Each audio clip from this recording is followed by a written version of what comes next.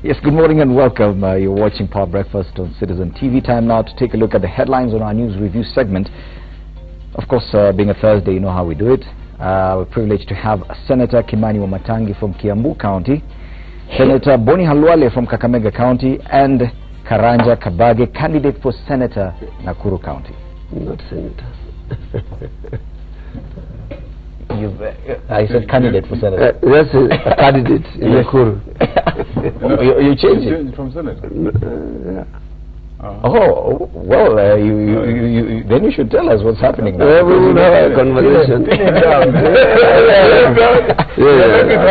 All along I've been telling members of this audience what exactly this is the decision that I have made. Yes. We will talk about it. Yeah. This is a perfect opportunity for you to talk about of course. It. So that they know how to approach it. That is why I said we will tell you decided to run for governor? No. I didn't decide to run for the governor. Yeah. I am reflecting on being a member of Njoro. A member of parliament for the National Assembly. For Njoro. Oh, okay. I'll explain why. Yeah. Okay. Close the home, anyway. Okay. So I have to reintroduce Bona Karanja Kabage. Now, Bona Karanja Kabage is considering to become a member of the National Assembly for Njoro constituency. Yes. Very good. Once you confirm, of course, you'll let us know. We will get into that. IBC has to register people. I think there are very important steps. There's a registrar of political parties who has to clear you. You have to go to IBC. IBC has to register you through Kenya Gazette. And until that point in time, people are just talking. Okay, but still as an independent candidate. Yeah, as an independent candidate, yes. So you can join the conversation on Twitter as well. At Citizen TV Kenya is our Twitter handle. At Kwamatangi, at Boni Mtetezi, and at Karanja_Kabage. That's your Twitter handle? No, at Karanja Kabage. At Karanja Kabage. Okay, at Karanja Kabage. My Twitter handle is at Freddy Ndemuli. Please remember to use the hashtag Power Breakfast. Of course, the biggest headline today has to do with new bold steps to avert rigging in August polls. That's the main headline on the Standard. We'll be looking at what exactly and how the system works. The other story, and this is very interesting, Tycoon gifted 5 billion shillings mobile phone license. That's what's headlining on the Daily Nation. The other big story, of course, today has to do with the Safaricom's billions. How you helped Safaricom make record earnings, 48 billion shillings record profits. Wow. But just before that, I think it would be nice to do away with this one headline on the Daily Nation. Tycoon gifted 5 billion mobile phone license in a deal reminiscent of the Mobitelea scandal. Communications Authority bosses secretly give Jamii Telecoms frequencies for only 100,000 shillings, while other companies paid 2.5 billion shillings. Now, I'm very privileged to have, and probably most of you did not know, a former chairman of the Communications Commission of Kenya. That's before it changed to the Communications Authority, it was CCK, now it's CA. Bwana Karanja Kabage was chairman of CCK at some point. What exactly is this? And how does it work? Because, yes, some of these headlines sometimes Kenyans may not really understand what exactly we are talking about. Okay. Well, thank you very much, Fred. I think it is important for record and in the interest of the public of Kenya. I was the first chairman of Communication Authority of Kenya. That time it was CCK. I was appointed on 19th of February 1999. And therefore can say without any fear of contradiction, I was involved in liberalization of the Airtel in this republic.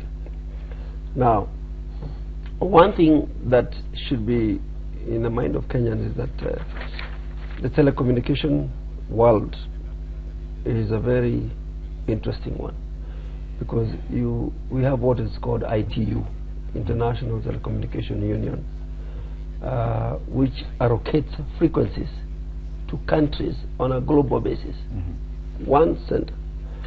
And those frequencies are then given to a single country, and the authority in that country now distributes to individuals who apply to become operators. Okay? Like, for example, Safaricom is an operator, Airtel is an operator, and any other operator. And it is the responsibility of the Communication Authority to licensed operators. Yes. Now, and it is really important for Kenyans to understand, we are licensing people to broadcast electronic media, for example, television and radio. Yes. And the government, through Communication Authority, makes determination as to who will be given this asset. It's an asset, it's a national asset. Okay? And it is, the process is that they make applications, given the number of requests. Previously, we had what we were calling analog system. And now we have what we call digital system. Now, the analog system has been discarded on a global basis. A lot of people talk, when they talk about SMS, they probably say it stands for Short message service. In fact, that is not true. What it stands for is what is called Spectrum Management System. Okay. The Spectrum Management System is the one that monitors all the telephones you make. It is the one that is able to capture messages. For example, I find it very strange when people say, oh, give me your phone because I don't want to use your mine, I might be known. No, no, no. The moment you make a telephone call, your voice is captured. And it doesn't matter which phone you use, your voice doesn't change. You get what I mean? And they are able to track down everybody's conversation. Everybody's SMS is captured. So my message here to fellow Kenyan is that please, this spectrum management system is a system that is able to track down everybody. And it's very important. But there is one point which I want to underscore here. It is incumbent upon the government to be very transparent as to who it licenses. And those licenses must be done on what is called, they must bid for it.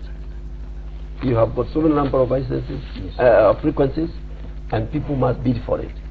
You cannot do it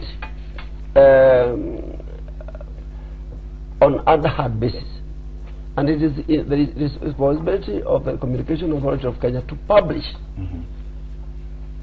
who has been given license in this country. Yes. And at what cost. But Bwana Karanja Kabagi, if I hear you right, it's up to the government and the Communications Authority to decide who. Yes? You apply. Yes, you apply, and if you qualify, they can decide to give it to you. Yes. If they decide to give it to you for free, for example, is it wrong? No, you have to bid for it. You cannot be given for free. They can't give you for free. Even after you bid and you qualify. It is, first of all, it is like everything else, it is scarce. Alright? So you have bidders. And the highest bidder is the one who should be paid, who should be given the license, who should be licensed. And that's what it is. And believe you me, this is a national asset. You cannot give it unheard. Okay. You cannot give it to friends. And I can tell you one thing for record, and Kenyans should know. When I was the chairman of CCK, I had so many approaches and so many offers that I should be given a license. And I refused. As a chairman of CCK? I said I cannot be a regulator and an operator at the same time. And I remember telling my fellow board members, if it is within my power, nobody, whoever sits in this board, past or present, should ever have a license. Because you will be taking advantage of a national asset that nobody else has access to. And remember that time, it was very, very new. It was a novelty. Nobody knew what it was. No one knew what. And I said, point blank, I will not. And I have no interest to this day. So what we are seeing here that some companies have to pay as much as 2.5 billion shillings, but one company pays 100,000 shillings is definitely a scandal. Of course, that is something that should not even be allowed. The legislators on the panel, anything you would want to add on this one before we move on to the other bigger headlines for the day?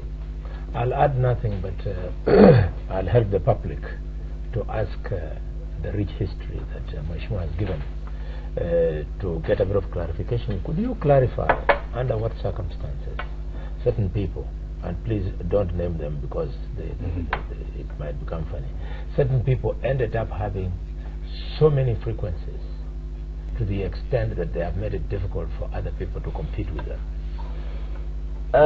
You see, like everything else, people take advantage of ignorance.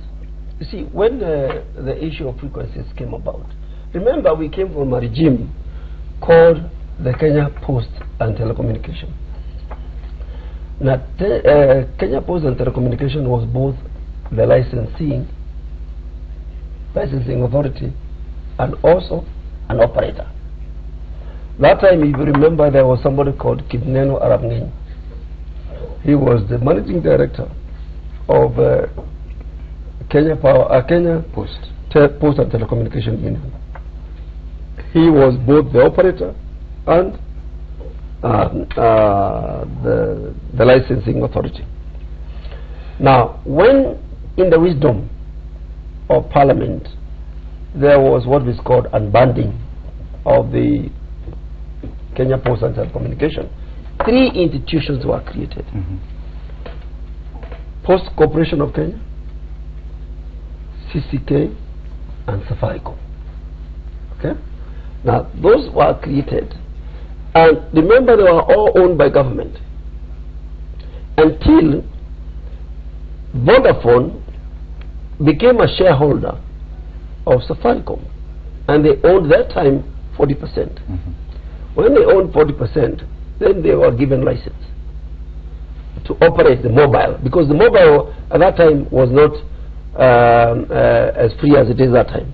We had Safaricom, we had Kenya Post and Telecommunication, and when they first came, if you remember, Motorola was the first mobile we had in this country. The big one. The big one. You could hit it was costing 248,000 shillings, and it was very limited. There were only 10,000, Mheshimiwa Senator, at that point in time. So, anyway, when the government determined in its wisdom, and I think it was through the urging of the World Bank, that you need to liberalize this sector, then they created the 3 institutions that I have mentioned about. Okay? Now, Safaricom license was given to Vodafone, and the Kenya government became 60% shareholder. Now, then we had Kensel.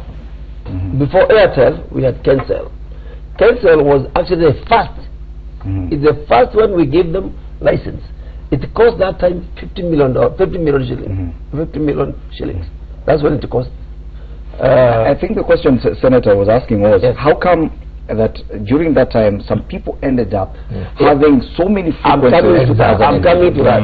You see, at that point in time, Kenyans were not even aware what was ignorance. We came from a control and command regime.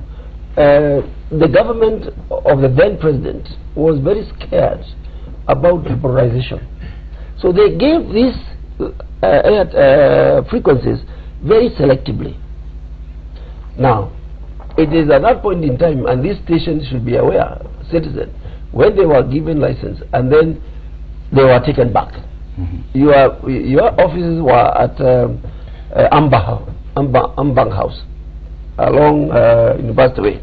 And I remember it being destroyed. And I recall that time very well, because I asked the minister then, and in fact the government, why are you destroying private assets? Because the government could take and give. Yeah, it could take and give. Okay. So there's a very interesting history about this thing. Okay. So, but it was mainly due to ignorance. Yeah, a lot of people did not even know what it is. Okay. But I can tell you for sure and for free, At that point in time, government was very much in control, Okay. just as it is right now. But And it's liberalized now. it has been now liberalized. Okay. And having been liberalized, some people have taken advantage of that liberalization. And some people have actually made money from And it. people have made millions, because you can see Safaricom for the last 7-10 years now has been is the largest corporation. Maybe As a businessman, let's move on to Safaricom now and the kind of profits we are seeing, even away from the scandal that's coming out from the Communications Authority. 48 billion shillings annually. When the economy is suffering, when Kenyans cannot even afford basic food items, the price of unga is up, yet Safaricom is making 29.3 billion shillings from data, 93.5 billion from voice service. That means people are still calling. 55.1 billion shillings money transfer. Now this is just within the country. How does this happen? How does one business really thrive in a situation where everyone else is struggling? Probably quickly. Let me just make a very quick comment on what Karanja was saying on the licensing, and because remember now that this is truly, I think it will be a scandal, as he says. Looking at the quick history, remember there's a time there was a lot of contestation from U Mobile. Contesting how much they paid. I think quite an amount, almost billions. And then you also want to ask yourself, quickly remembering that there was also a big contest between Safaricom and Equity, when Equity was trying to roll out their thin SIM mobile communication. And they had paid, I think, also in billions. And what one would first want to be asking from Communications Authority is, in the first place, as even they license the new Jamii, what are they doing? What are they doing to make sure that there is a level playing field? Because there was these court cases that went on a lot between Airtel and Safaricom on the question of what CCK, the role of CCK itself in the regulations that they have for the various mobile communication companies, in ensuring that there is fairness, so that you can have a level playing field in competition. And that's what would lead us to the question that you're asking. I remember recently I happened to have traveled on government business to Dubai, and I was on my way, and then I was looking for a SIM card to make a few calls.